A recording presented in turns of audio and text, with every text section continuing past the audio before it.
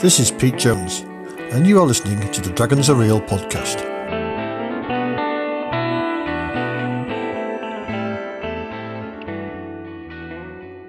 Hello and welcome to another episode. Today I'm going to talk about some miniatures I've acquired for my game to use on top of the screen that I'm projecting my maps. But first we have a call-in from Colin Spikepit. Hi Pete, it's Colin here. Just wanted to say congratulations on the Arkham Forge episode. I really enjoyed it. And I tell you what, if I'd have been in the market for that, I would have been sorely tempted. In fact, I'm not in the market for that sort of thing, and I'm still sorely tempted. So I did the next best thing, pointed out your episode to Arfed earlier today, and I think he's going to check it out. He's pretty committed to Roll20. I think he's got like a year's subscription to the premium level of commitment, whatever that is, and perhaps he'll take a look when he's up for renewal. So yeah, good job, man, and wow, it sounds really cool. Also, Pete, be sure to keep us updated with your progress of actually running Arkham Forge and any sort of little tips and tricks, things you find out as you go along. Yeah, thanks for that, Colin. I'm still playing with the software at the moment. I've used it once live at the table, and I've got another session coming up next week. Mainly, I've been drawing maps for my Stonehell dungeon, adding the notes to it, and working out how to use the software and fiddling with it.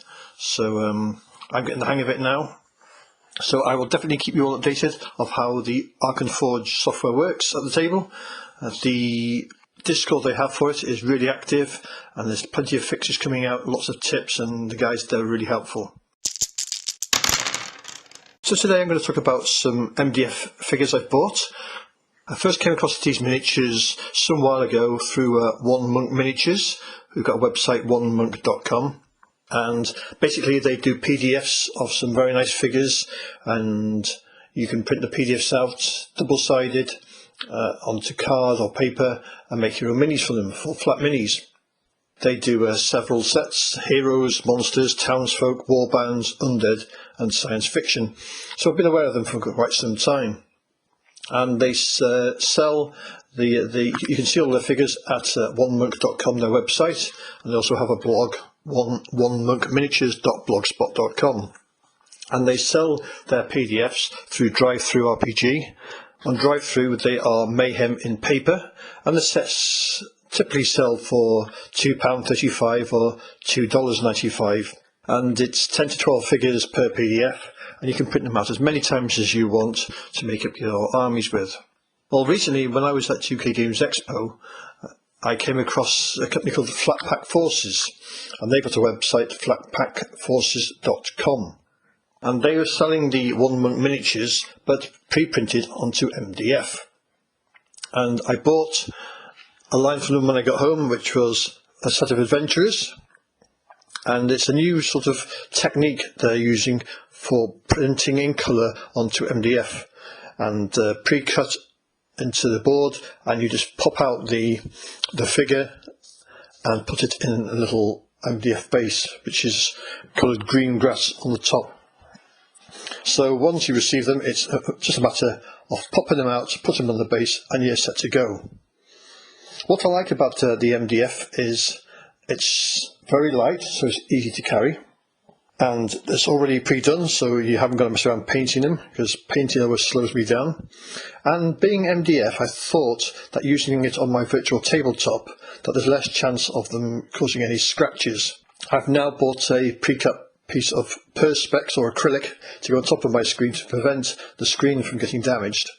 But again, using these will reduce the chance of scratches on the acrylic. So I'm going to go through the sets I've bought so far. I've bought quite a few sets. The first set is the Adventure set, and this costs me £5. You've got a nice little gnome who's dressed in a wizard outfit, carrying a ball, a globe in one hand and a wand. You've got an elf who's wearing a cape, he's blonde and carrying a sword. You've got a little halfling who's got a little cape on, carrying 2 daggers. You've got the traditional wizard in a blue wizard outfit with a conical hat, a staff and a wand. You have a dwarf wearing a horned helmet, an axe and a shield. A cleric carrying a mace and a shield. A ranger who's carrying a bow and a sword. And finally, a fighter who's carrying a lantern and a sword. And I have to say that all the figures look really nice. Hand-drawn style and coloured in beautifully. My players have all seen these as they've each chosen one of these as their miniature, and I used those for the last time. I also bought some trees just as a sample. They do some trees which punch out into two, and then you put them into each other into like a cross formation, so that you've got the effect of a 3D tree. So the first set is a pack of goblins. You get 12 goblins in the pack, and the packs typically go for £5 each. The goblins are armed with a variety of weapons, so you get a nice mixture, some with swords, some with two swords, sword and shield, bow, and one with a spear. Obviously being goblins, they are smaller than the other figures. They're all nicely detailed, brown skinned, with different clothing on, so all of them look individual.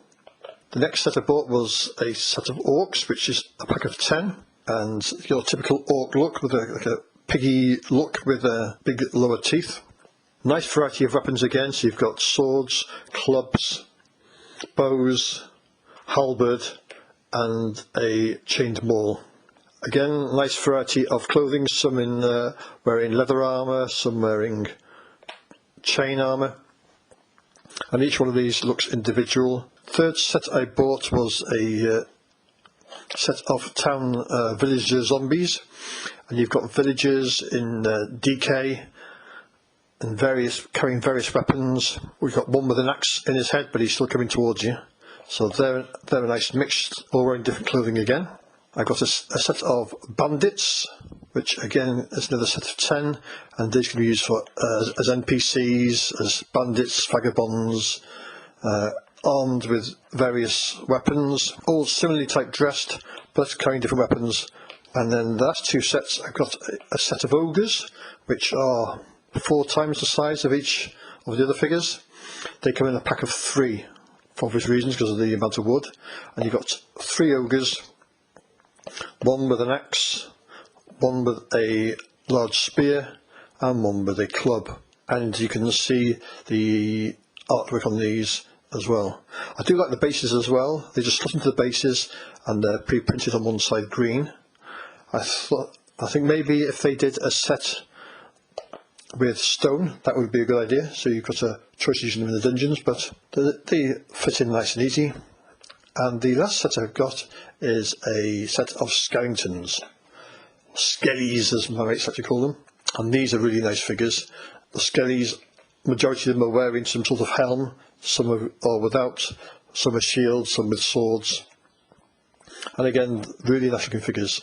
What I do like about them as well is that there's punch outs between the legs, and if at any point there's a sort of an arm by the side, they've got punch outs. So when you're printing these yourself, you can never cut those out really well, but because these are printed, you can just pop out the pieces in between, so the figures are really nicely defined.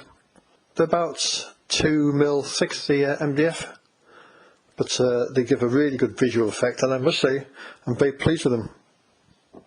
So these will be making an appearance at the club. There's only one set of monsters at the moment, and I've had a look at them, and I wasn't over enthralled with the monsters doing at the moment. But on the One Monk website, he is doing different types of monsters as well, so hopefully those will come out as well. I think there's a few monsters on there. So all in all, I'm very pleased with these. Let's see, £5 for 10 printed 10 figures ready to go on the table. I can't complain at that at all. They seem to be quite sturdy. So all in all, very pleased with that. So I will leave details in the show notes about where you can find them, and have a look for yourself. If you just want to print them out yourself, you can do. Using the Mayhem in Paper moniker on drive-through, and you can print them out yourself. I have done it in the past. It is time consuming, and you need a good printer to print out in colour, and then there's lots of fiddling, cutting out. And what I tend to do, if I did print them out I printed them out on an A4 label, and I stuck the A4 label to card to give it a bit more rigidity. And what I started doing was laminating the finished figure as well, to give it a bit of a sheen and more protection, because the card can get damaged. But I'm saying that they're that cheap, if you need some more you can just print some more out.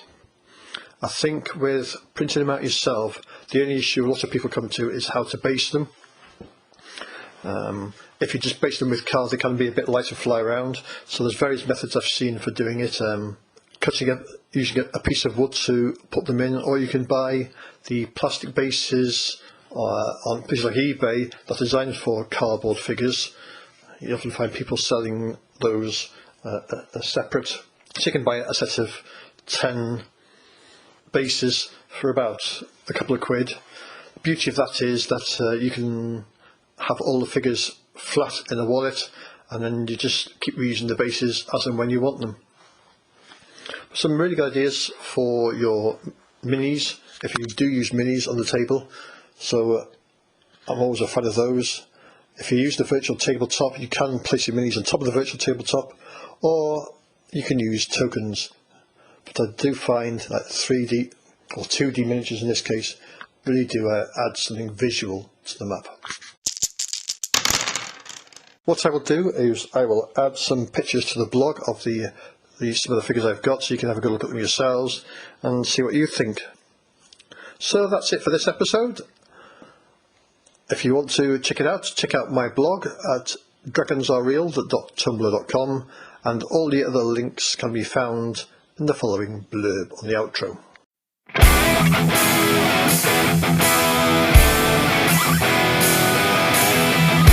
You've been listening to the Dragons Are Real podcast.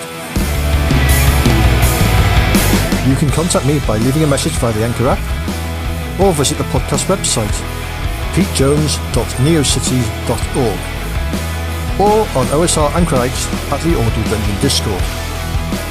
Thanks for listening. The opening music is Siesta by Jazar. The closing music is Controlled Distress by BizBaz Studio.